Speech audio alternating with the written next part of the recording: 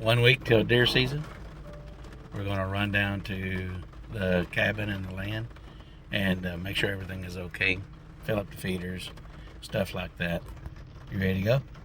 Absolutely. Except for the rain. It's a pretty wet weekend. We'll make it work. We'll see if we get anything done. We're going to take you guys along for the road. See how one of our weekends to the land plays out. All right.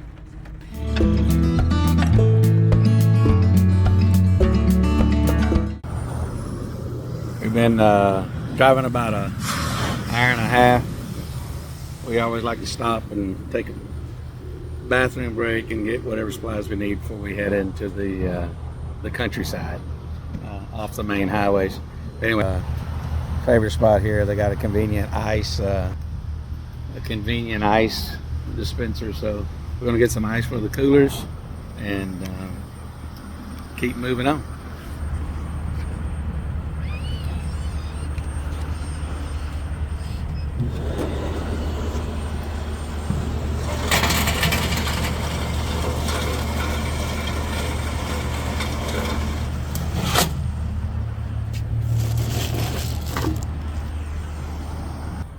I do have to say QT is a little cheaper on their ice than most places.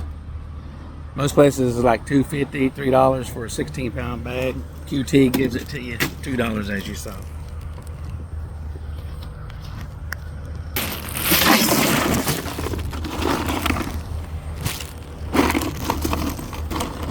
All the essentials.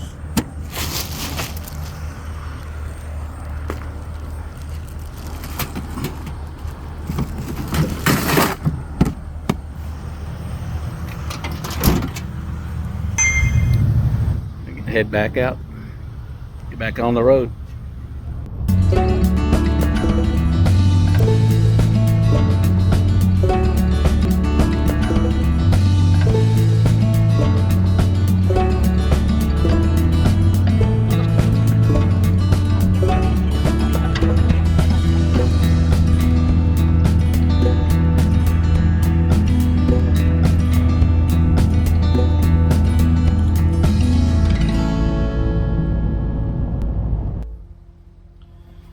Well, after about 2 hours, a little over 2 hours and some change, we've made it. I've got my gate boss out taking care of the entry. Ain't much of a gate, but it does the job, huh, babe?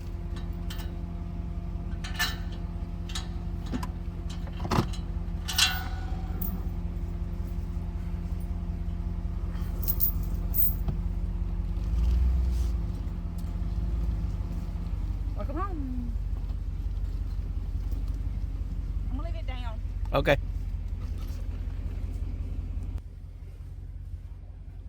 Well, at least there's no trees laying in the driveway yet. We'll see as we make our way up to the cabin.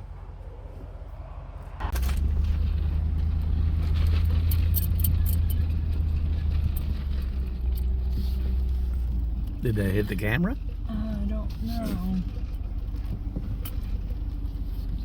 I know if it. Oh, let me grab this camera. Grab this camera disc while we're right here. Oh.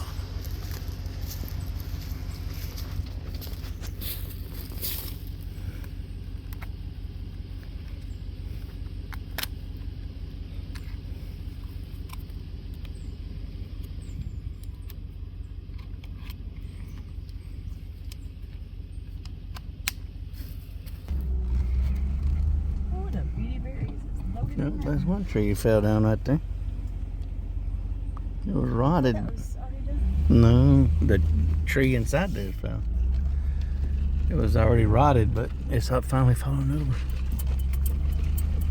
Oh. Well, it ain't washed hard enough to wash the driveway out. Matter of fact, it don't like we got much rain down here at all.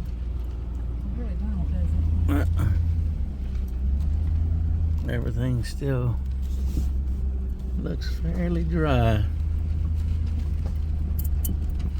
Although we do have a good drainage land, so.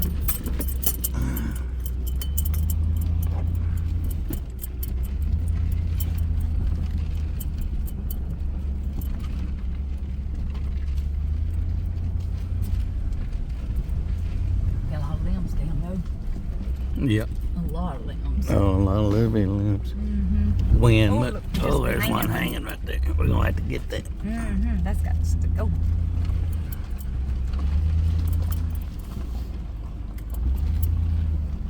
There's one here in the front, too. Right here.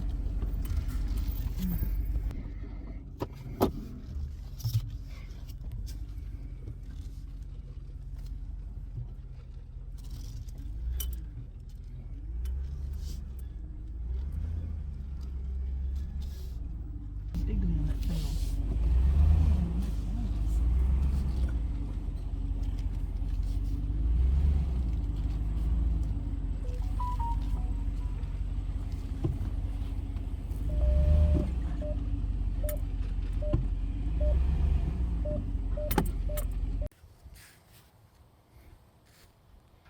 See if I can't pull this limb down.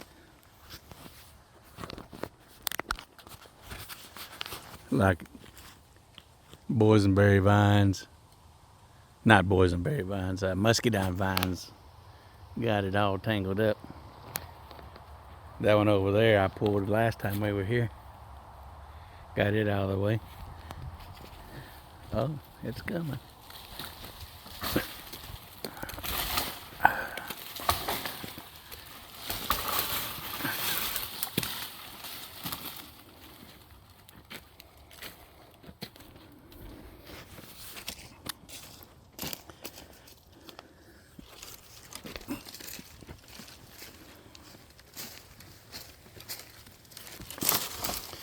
Add it to the pile.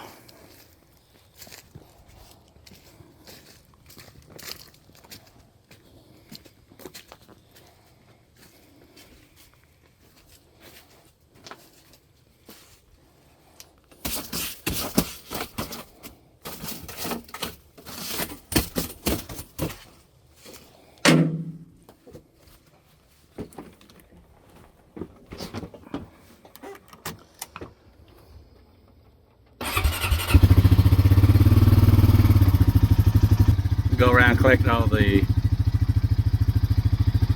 trail camera disc, and probably put some feed in the feeder. Then we're gonna head out and go to the local general store that has a hot grill. Really good hamburgers if you like the I guess short order greasy burger. They're pretty tasty. Anyway, I'm going to take you with me. Let's run around and collect all these camera discs, and then we'll go get something to eat.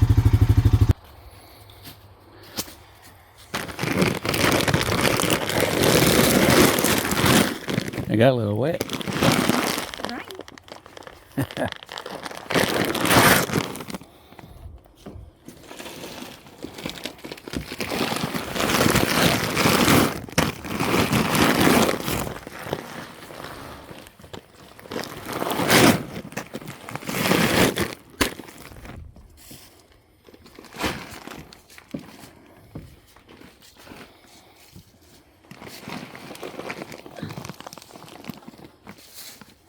You going with me, or you want me to go do this? Go and check everything? There's not enough room for both of us. Oh, I could put some on the front. No. Okay. You got your pocket knife? No, I don't. I need something.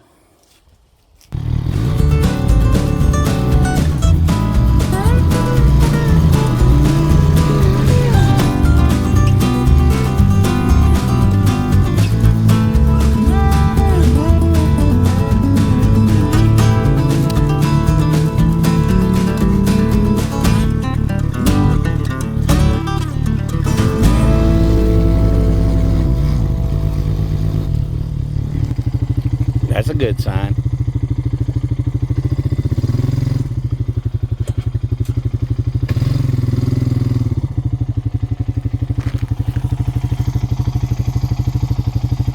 Don't look like they've worked this since it rained, but you can see the branches right there where they've been licking it and knocking the needles off. That's good sign 1 week before deer season. That means they're still active in here chasing the does. We got a pretty good doe herd. Usually between 6 and 7 is what we see. And then of course about half of them have young ones every year. I don't know why we don't ever see all of them pregnant, but for some reason we always have 2, 3, sometimes 4 babies every year. But that many doe in this area keep the bucks coming back. And that right there is evident. Nice little scrape with a licking branch above it.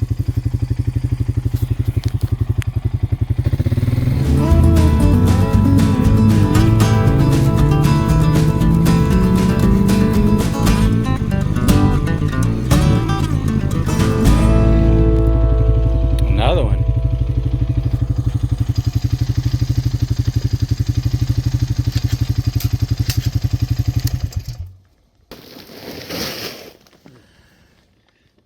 So this is a new scrape for the 5 or 6 years that we've been here, maybe 7, I can't remember. But I've never seen a scrape in this spot, and the reason it's unique is because, or not unique, but good for us, is you see that scrape right there, and if you look right through the woods.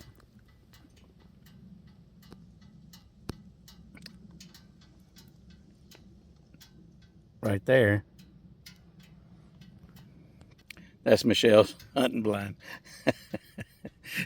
That's about a 45-yard shot.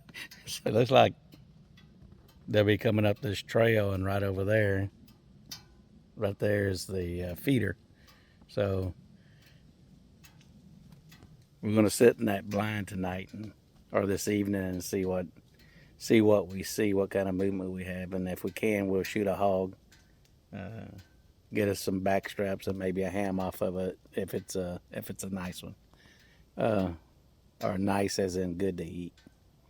But anyway, this is exciting to see a scrape this close to the hunting blind and being worked. So I just ran across something I don't think I've ever seen before. And it cost me some money, I think. But I don't know whether to be mad or not. So I pulled up here to the feeder. And I turned back to look at the camera.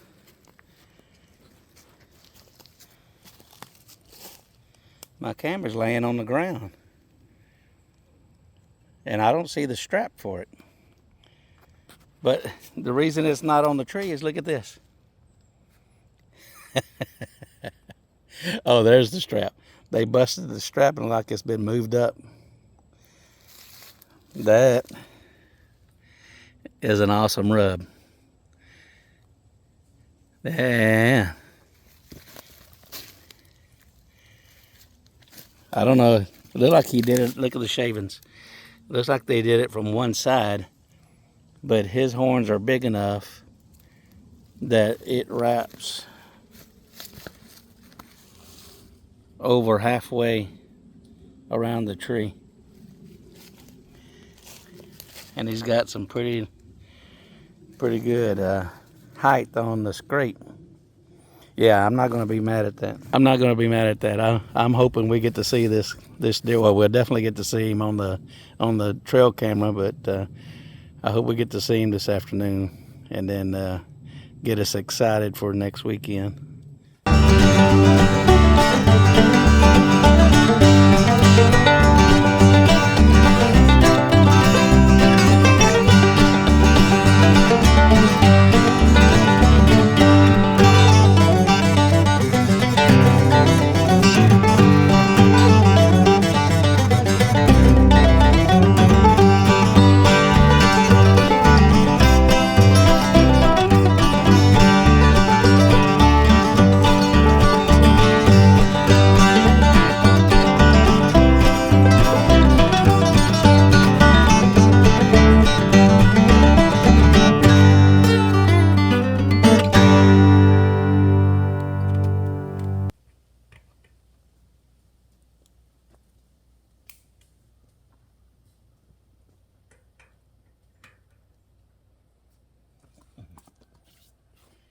I cut my zip ties off because I didn't bring a knife down small enough to get those out. But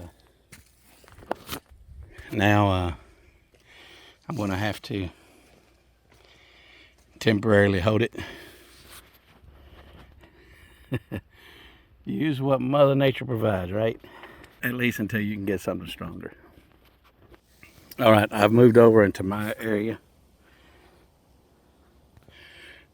We call this area the bedding area because ever since we've gotten on this property, we found out that this is a perennial trail that goes through the property. So the deer always use it. You don't have to put feed out. This is just where they naturally come. I guess when the bucks roam, this is my understanding of it. When the bucks roam looking for does, they always follow the same trails, and those trails are always marked with licking branches, and then are scent trees or scent branches. And then when they find an area that has does, then they put down their rubs and their scrapes, right? That's my understanding. Now, that's always been the case in my spot, the bedding area. We call it the bedding area because we've actually have on film the deer laying down and bedding in this area at different times of the night. But this is something that's going to be between me and Michelle. I'll see who gets him first, because he is definitely working over my area. There's well, I'll show you when I go back to the four-wheeler, but right there's my tree stand, and my camera is right there. So we should have him on film. Let's see if it's the same buck or if it's a different one. But I hunt this area here, and I don't clear any of the brush because I want it to be as natural as possible to not change their patterns. But I use heavy guns, so I'll hunt with a 30-30 or I'll hunt with 30-06. When I hunt open areas to make longer shots, then I hunt with the 22-250 and or the 30-06 also. But last year I hunted with the 30-30 lever action Winchester, and I bought that gun, and I have yet to take a deer with it. And I've taken other animals, but not a buck. And that's this will be the second year. Hopefully I'll get one. But let me show you on the way back to the four-wheeler.